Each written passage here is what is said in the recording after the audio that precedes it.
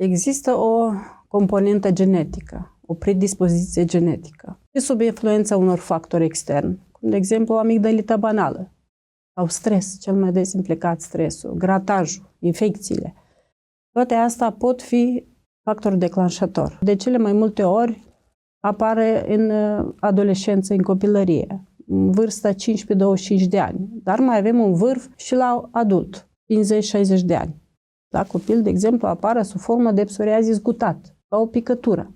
În formă de picături după o amigdalită banală, diseminate cu scoama fină, și poate să ascunde ani de zile și pacientul să considere că s-a vindicat. Și o chestiune de timp la alt factor declanșator, alt episod de infecție sau de stres, ajunge la adolescență, de exemplu, se declanșează episodul clasic, psoriazis cu plăci clasice.